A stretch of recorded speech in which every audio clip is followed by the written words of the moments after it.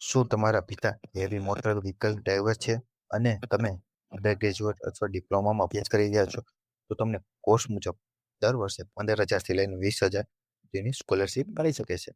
તો આજના વિડીયોમાં આપણે સંપૂર્ણ માહિતી વાત કરવાના છીએ. તો બન્યા રહેજો વિડીયોના લાસ્ટ તક. સ્ટાર્ટ કરીએ આજનો વિડીયો.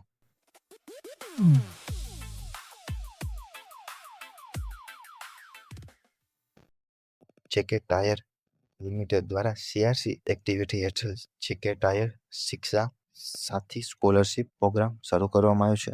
તેનો હેતુ ભારે વાહનો ચલાવતા ડ્રાઈવરોના પરિવારની હોશિયાર દીકરીઓને ઉચ્ચ શિક્ષણ માટે આર્થિક સહાય પૂરી પાડવાનો છે. વાત કરીએ કોણ અરજી કરી શકે, તો માત્ર ને માત્ર વિદ્યાર્થીઓનો એટલે કે ગર્લ્સ સ્ટુડન્ટ માટે આ સ્કોલરશીપ છે. વિદ્યાર્થીના પિતા હેવી મોટર વ્હીકલ ડ્રાઈવર હોવા જરૂરી છે.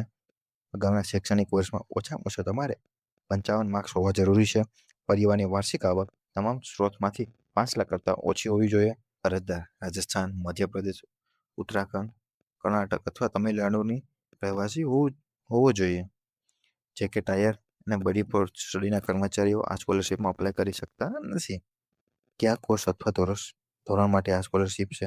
જનરલ, ગ્રેજ્યુએટ, પોસ્ટ ગ્રેજ્યુએટ અથવા ડિપ્લોમાના કોર્સ આ સ્કોલરશીપમાં અપ્લાય કરી શકે છે. કઈ કેટેગરી માટે આ સ્કોલરશીપ છે? તો ઓલ કેટેગરીના વિદ્યાર્થીઓ આ સ્કોલરશીપમાં અપ્લાય કરી શકે છે. વાત કરીએ ઇન્કમ લિમિટની, તો તમારી પરિવારની વાર્ષિક આવક 5 લાખ કરતાં ઓછી હોવી જોઈએ. સ્કોલરશીપ અમાઉન્ટની વાત કરીએ તો તમારી પ્રોફેશનલ અંડર ગ્રેજ્યુએટ માટે 25,000, જનરલ ગ્રેજ્યુએટ માટે 15,000 અને ડિપ્લોમાના કોર્સ કરતા વિદ્યાર્થીઓ માટે 15,000 રહેવાની છે. જરૂરી ડોક્યુમેન્ટની વાત કરીએ તો તાજેતરનો પાસપોર્ટ સાઇઝનો ફોટો, ચાલુ વર્ષનું શૈક્ષણિક એડમિશન પ્રૂફ અથવા સંસ્થાનું ID કાર્ડ, અગાઉ વર્ષની માર્કશીટ, ધોરણ 10 અથવા ધોરણ 12ની માર્કશીટ, શૈક્ષણિક ખર્ચની જે રસીદો આવતી હોય તે, ચાલુ શૈક્ષણિક વર્ષની ફીનું સ્ટ્રક્ચર, કોલેજનું બોનોફાઇડ સર્ટિફિકેટ, પરિવારની વાર્ષિક આવક, સત્તાવરનો પુરાવો, ઓળખનો પુરાવો જેમ કે Aadhaar card, PAN card, driving licence, વિદ્યાર્થીની પોતાનું બેંક એકાઉન્ટની પાસબુકની નકલ અને પિતાનું વેલિડ ડ્રાઇવિંગ લાયસન્સ. વાત કરીએ અરજી શરૂની તારીખ અને છેલ્લી તારીખની વાત કરીએ તો 10 સપ્ટેમ્બર 2026 રહેવાની છે.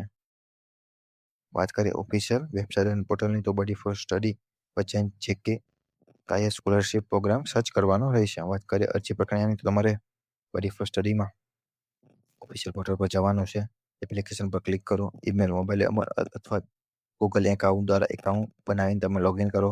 સ્કોલર સ્ટાર્ટ એપ્લિકેશન પર ક્લિક કરો. એલિજિબિલિટી ચેક કરીને ફોર્મ ભરો. વ્યક્તિગત, શૈક્ષણિક અને કુટુંબિક વિગતો ભરો. જરૂરી ડોક્યુમેન્ટ અપલોડ કરો.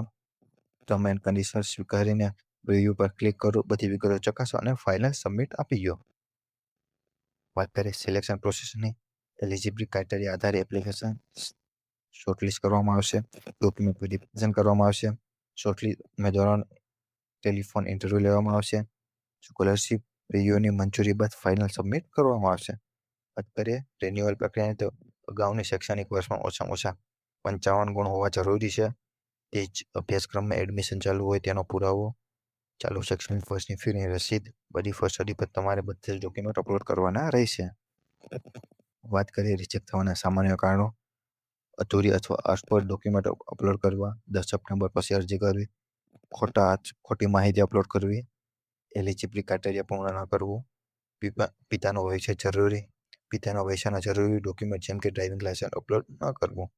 વાત કરીએ મહત્વપૂર્ણ નિયમો અને શરતોની, સ્કોલરશીપની રકમનો ઉપયોગ શૈક્ષણિક હેતુ માટે જ કરવામાં આવશે. અરજીમાં આપેલી તમામ વિગતો સાચી હોવી જોઈએ. વિદ્યાર્થીઓ માટે ઓનલાઈન વિડીયો ઇન્ટરેક્શન પૂરું કરવું જરૂરી છે. વાત કરીએ હેલ્પલાઇન નંબરની અથવા ઈમેલની, તમે જોઈ શકો છો તે તેનો હેલ્પલાઇન નંબર છે. અને સોમવારથી ને શુક્રવાર સુધી 10 વાગ્યાથી લઈને 6 વાગ્યા સુધી તમે આમાં કોલ અથવા મેસેજ કરીને પૂછી શકો છો કઈ સ્કોલરશીપની એન્ક્વાયરી હોય તો. વાત કરીએ એપ્લિકેશનની, જે વારંવાર પૂછાતા પ્રશ્નો, શું અન્ય રાજ્યના વિદ્યાર્થીઓ આ સ્કોલરશીપમાં અરજી કરી શકે છે? ના, વિદ્યાર્થીઓને તો માત્ર રાજસ્થાન, મધ્યપ્રદેશ, ઉત્તરાખંડ, કર્ણાટક અને તમિલનાડુની રહેવાસી વિદ્યાર્થીઓ જ આ સ્કોલરશીપમાં અપ્લાય કરી શકે છે. શું વિદ્યાર્થીનું પોતાનું બેંક એકાઉન્ટ હોવું જોઈએ? તો હા, વિદ્યાર્થીઓનું કમ્પલસરી પોતાનું એકાઉન્ટ હોવું જોઈએ. શું ડિપ્લોમાના વિદ્યાર્થીઓ આ સ્કોલરશીપમાં અરજી કરી શકે? હા, ડિપ્લોમાના વિદ્યાર્થીઓ આ સ્કોલરશીપમાં અરજી કરી શકે છે. મહત્તમ કેટલી સ્કોલરશીપ મળી શકે? પ્રોફેશનલ અંડર ગ્રેજ્યુએટને 25,000, જનરલ અંડર ગ્રેજ્યુએટને અને ડિપ્લોમાના વિદ્યાર્થીઓને 15,000 દર વર્ષે મળે છે. મહત્વપૂર્ણ ટિપ્સ જે અરજી પહેલા વિદ્યાર્થીઓને ધ્યાન રાખવી જોઈએ. વિદ્યાર્થીનું પોતાનું બેંક એકાઉન્ટ હોવું જોઈએ. સ્કૂલ અથવા કોલેજમાં પ્રોફેશનલ અથવા ટીચરની વિગતો સાચી આપવી. રેફરન્સ વ્યક્તિની અગાઉથી જાણ કરવી રાખવી, જેથી વેરીફાઈ કોલ આવે ત્યારે તેનો જવાબ આપી શકે. તમામ ડોક્યુમેન્ટ સ્પષ્ટ અને યોગ્ય રીતે અપલોડ કરવા.